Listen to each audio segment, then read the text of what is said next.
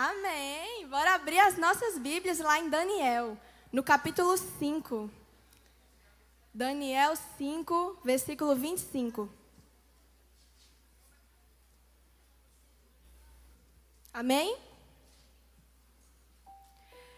Essa é a inscrição que foi feita. Mene, mene, tekel, parsim. E este é o significado dessas palavras. Mene, Deus contou os dias do teu reinado e determinou o seu fim. Tekel, foste pesado na balança e achado em falta. Pérez, teu reino foi dividido e entregue aos médios e persas. Nós estamos em uma série nova no Hangar. Quem sabe qual é essa série?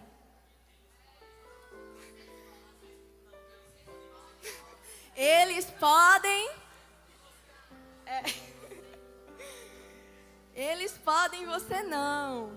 Mas e se a gente fizer o que a gente não pode? E aí, o que acontece? Aqui no capítulo 5 de Daniel, a gente vai ler a história de um rei. Um rei que foi consagrado, foi separado, foi escolhido para estar ali reinando. Ele não tinha muitas coisas que ele não podia fazer, mas aí ele fez. E nesse capítulo a gente vai ver o que acontece. O que acontece quando fazemos o que não podemos, o que acontece quando nós somos pesados na balança de Deus e achados em falta. Amém? Então vamos ler lá no versículo 1 do capítulo 5. Vai dizer: certa vez o rei Belsazar deu um grande banquete para 1000 dos seus nobres, e com eles bebeu muito vinho. E enquanto Belsazar bebia vinho, ele deu ordens para trazerem as taças de ouro e de prata que o seu predecessor Nabucodonosor tinha tomado do templo de Deus de Jerusalém, para que o rei, os seus nobres, as suas mulheres e as suas concubinas bebessem nessas taças. E então trouxeram as taças de ouro que tinham sido tomadas do templo de Deus em Jerusalém. E o rei, os seus nobres, as suas mulheres, as suas concubinas beberam dessas taças. E enquanto eles bebiam esse vinho, eles louvavam outros deuses. Deuses de ouro, de prata, de bronze, de ferro, de madeira e de pedra. Mas aí no versículo 5 vai dizer que de repente apareceram dedos de mão humana que começaram a escrever no reboco da parede, na parte mais iluminada do palácio real. E o rei observou essa mão enquanto ela escrevia. O seu rosto ele ficou pálido e ele ficou tão assustado que os seus joelhos batiam um no outro. E as suas pernas vacilaram. E aos gritos o rei mandou chamar todos os encantadores do palácio, os astrólogos, os adivinhos. E disse a esses sábios da Babilônia: aquele que ler essa inscrição e interpretá-la, revelando-me o seu significado, vestirá um manto vermelho, terá uma corrente de ouro no pescoço e será o terceiro em importância no governo do reino. Todos os sábios do rei vieram, mas não conseguiram ler a inscrição, nem dizer o seu significado. Para explicar para quem se perdeu um pouquinho. Aqui no capítulo 5, Belsazar resolveu fazer um grande banquete para 1000 pessoas da alta sociedade, assim.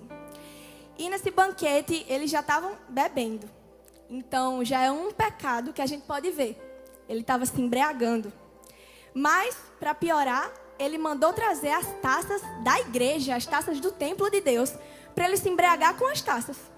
E aí, para piorar mais ainda, enquanto ele se embriagava com as taças, ele adorava outros deuses. E isso a gente já pode ver uma corrupção da identidade. Porque as taças elas eram consagradas ao Senhor. As taças elas eram usadas no culto, no altar. Mas ela foi usada para embriaguez, para idolatria. E o que era para adorar a Deus, desagradou a Ele. E da mesma forma nós somos consagrados ao Senhor. Nós somos filhos por adoção, criados à imagem e semelhança dEle. Mas muitos de nós escolhem profanar as taças, profanar o que é santo, profanar o nosso corpo, usar o nosso corpo para prostituição, usar os nossos lábios que deveriam exaltar o nome do Senhor para falar palavrão, para beber. E lá no versículo 5 vai dizer que de repente, no meio de tudo isso, dedos começaram a escrever, Imagina, mãos aparecendo aqui, escrevendo em chinês, a gente não entendendo nada. Dedos de mão humana começaram a escrever. E todo mundo ficou assustado. No versículo 10 vai dizer que a rainha ouviu esses gritos e ela disse: Belsazar, não tem problema, não se preocupe, porque tem um homem, e o nome dele é Daniel. E lá no tempo de Nabucodonosor, ele interpretava sonhos, interpretava visões. Ele é muito sábio, muito inteligente. E com certeza ele vai saber o que está escrito. E então, Daniel foi ao encontro de Belsazar. E nisso, Belsazar foi e disse: olha, Daniel, se você interpretar esse sonho, se você interpretar essa inscrição, eu vou te dar um manto vermelho, vou te dar um colar, vou te dar o terceiro lugar em importância no meu reino. E então Daniel vai dizer no versículo 17: podes guardar os teus presentes para ti mesmo e dar as tuas recompensas a algum outro. No entanto, eu lerei a inscrição para o rei e lhe direi o seu significado. Ó rei, foi a Nabucodonosor. Aqui não é a inscrição, aqui ele está dando um sermão. Ó rei, foi a Nabucodonosor, teu predecessor, que o Deus Altíssimo deu soberania, grandeza, glória, majestade. E devido à alta posição que Deus lhe concedeu, homens de todas as nações, povos e línguas tremiam diante dele e o temiam. A quem o rei queria matar, ele matava. A quem ele queria poupar, poupava. Quem queria promover, promovia. Quem queria humilhar, ele humilhava. No entanto, quando seu coração se tornou arrogante e endurecido por causa do orgulho, ele foi deposto do seu trono. E ele foi despojado da sua glória. Foi expulso do meio dos homens e sua mente ficou como a de um animal. Ele passou a viver como jumentos selvagens e a comer capim como os bois. E o seu corpo se molhava com o orvalho do céu, até reconhecer que o Deus Altíssimo domina sobre o reino dos homens e coloca no poder a quem ele quer. Aqui Daniel está lembrando a Belsazar do predecessor dele, que lá no capítulo 4 vai dizer que um dia Nabucodonosor teve um sonho e esse sonho deixou ele muito atordoado, ele não conseguia interpretar. Então Daniel vai e interpreta esse sonho e ele diz que o sonho quer dizer que no dia que ele se tornar arrogante, que ele converteu o seu coração para o pecado do orgulho, ele perderia o trono e ele enlouqueceria, ele teria a mente de um animal.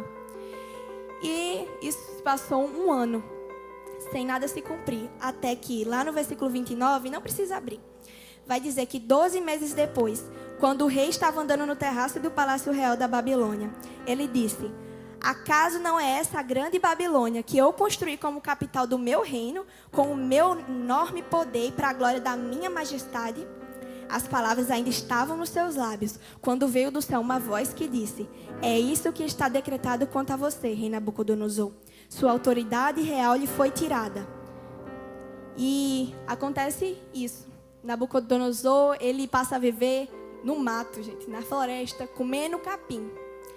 Até que um dia, lá no versículo 34, vai dizer: ao fim daquele período, eu, Nabucodonosor, levantei os olhos ao céu e percebi que o meu entendimento tinha voltado.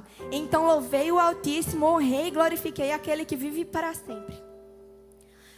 E ele estava relembrando isso a Belsazar. Ele estava dizendo: olha, Belsazar, você tem referência. Assim como vocês aqui têm alguma referência. Se vocês não tiverem um pai, uma mãe que é cristão, que já teve um relacionamento com Deus, vocês têm os nossos líderes. Vocês têm uma referência, vocês não podem dizer que não têm. E esse era o caso de Belsazar. Ele tinha uma referência, ele sabia que se ele fizesse aquilo, ia perder o trono, igual aconteceu com Nabucodonosor. Mas ele foi lá e fez. E então, vai dizer lá no versículo 34. Oxe, foi mal, gente. Vai dizer lá no versículo 24. Por isso, ele enviou a mão que escreveu as palavras da inscrição. O que a gente leu no início. Mene, mene, tekel, parsim. E esse é o significado dessas palavras. Mene, Deus contou os dias do teu reinado e determinou o seu fim. Tekel, foste pesado na balança e achado em falta. Pérez, teu reino foi dividido e entregue aos médios e persas. Tá, mas o que significa cada uma dessas coisas? Mene, Deus contou os dias do teu reinado. Teus dias contados é ter toda a sua vida analisada por Deus. Todos os seus dias, seus anos de vida, postos assim diante de Deus. E no caso de Belsazar, Deus não se agradou do que viu e determinou o fim da vida dele.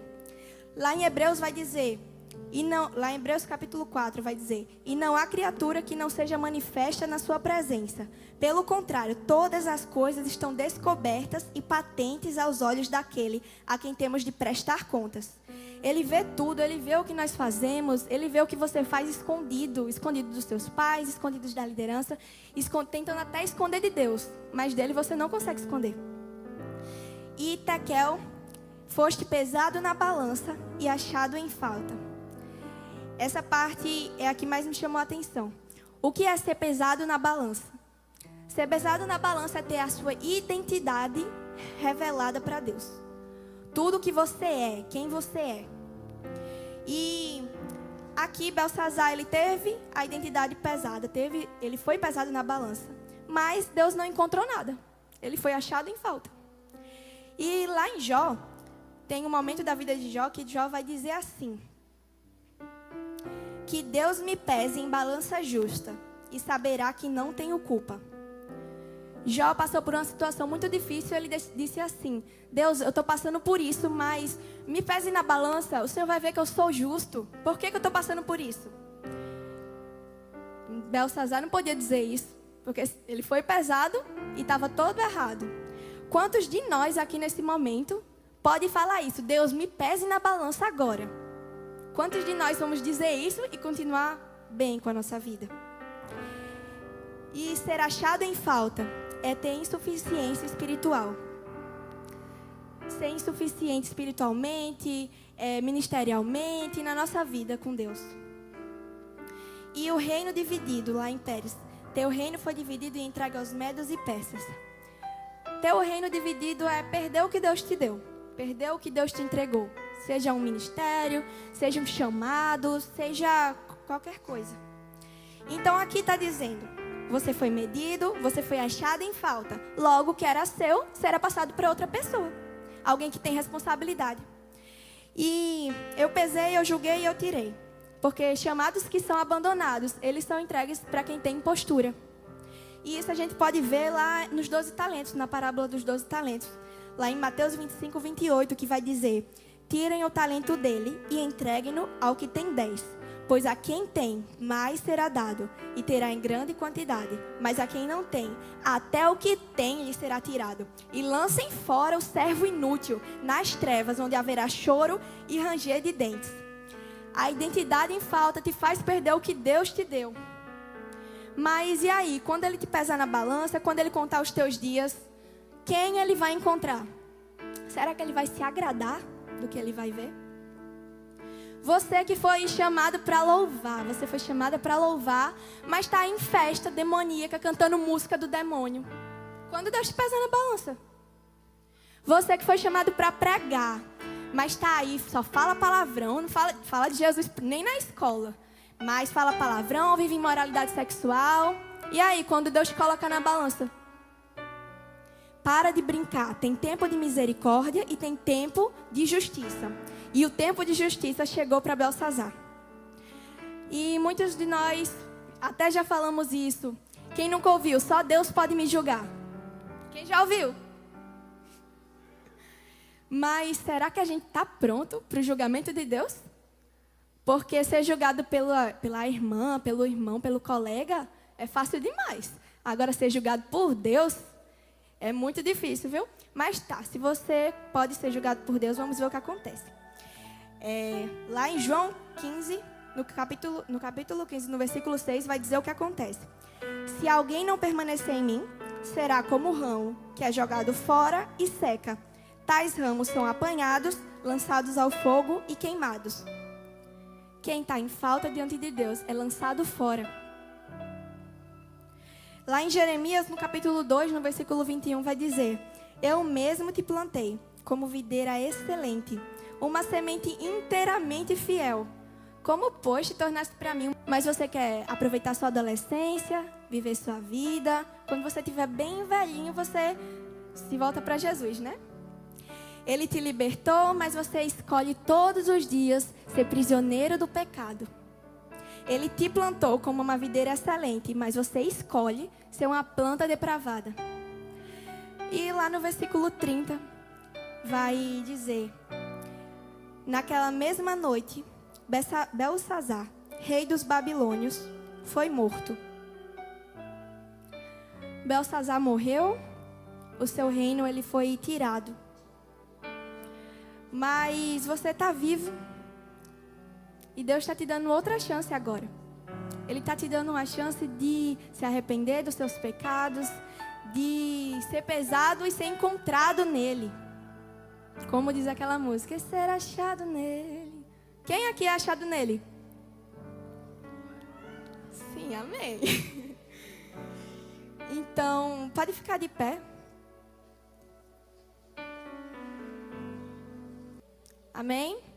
Lá em 1 João, no capítulo 1, no versículo 9, vai dizer: se confessarmos os nossos pecados, Ele é fiel e justo para nos perdoar e nos purificar de toda a injustiça. Olha, o seu pecado, ele não é maior do que Deus. Por maior que você pense que seja, ele não é maior do que Deus. Ele está de braços abertos aqui. E quando ele tira a gente desse lamaçal de pecado, esse pecado não pertence mais a você. Então, lá na palavra também vai dizer: analise-se o homem a si mesmo. Então, olhe para si mesmo nesse momento. Você que está em pecado, você que se identificou com essa mensagem, você que está em falta, você que reconhece que está em falta, vem aqui na frente que Deus quer te firmar essa noite e nós queremos orar por você. Feche seus olhos um momento. Analise a sua vida agora.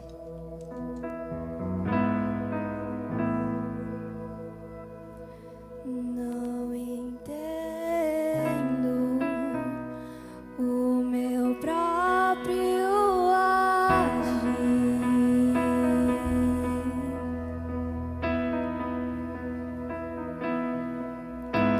e sem tua graça, o que seria de mim?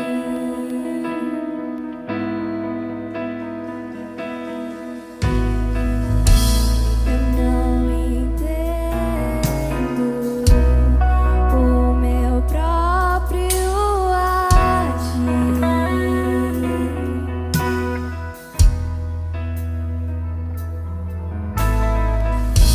e sem tua graça, o que seria de mim, Deus? Pois meu corpo já foi vendido como escravo e não existe bem nenhum em mim, apenas o pecado. Mas eu sei que no tocante ao meu interior tenho prazer na sua lei. Tu és o meu amado, então liberta-me de mim. Eu quero ser a sua casa. Se você estiver aqui, eu sei, eu venço o pecado.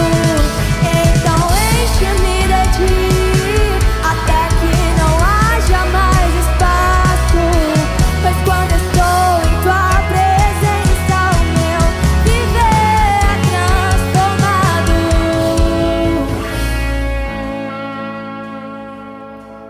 Você que está em pecado, você que se identificou com essa mensagem, vem aqui à frente. Não tenha vergonha, não tenha medo. Reconheça como está a sua vida com Deus. Olha, essa palavra ela foi muito específica. Eu perguntei a Deus várias vezes e Ele me respondeu com vários sonhos, em que eu abria a minha Bíblia e estava escrito Mene, Mene, Tekel, Parsim. Então eu sei que alguém aqui foi tocado nessa noite. Eu sei que alguém sentiu que alguém, se fosse pesado agora, estaria em falta. Então, vem aqui à frente para orarmos por você. Eu te agradeço por cada vida que está aqui, Pai. Por cada vida que reconheceu que está em falta contigo. Mas que a partir dessa noite tudo será diferente. A partir dessa noite tudo será diferente, Jesus. Vai entrando no coração de cada um e vai limpando todo o lixo, vai limpando tudo que não te agrada. Vem na mente de cada um, Paizinho, vem na mente de cada um e limpa os pensamentos que não vêm de ti, Pai. Vem nas mãos de cada um e limpa onde eles tocaram que não vem de ti. Que eles não olhem mais para o mundo para ti, Pai.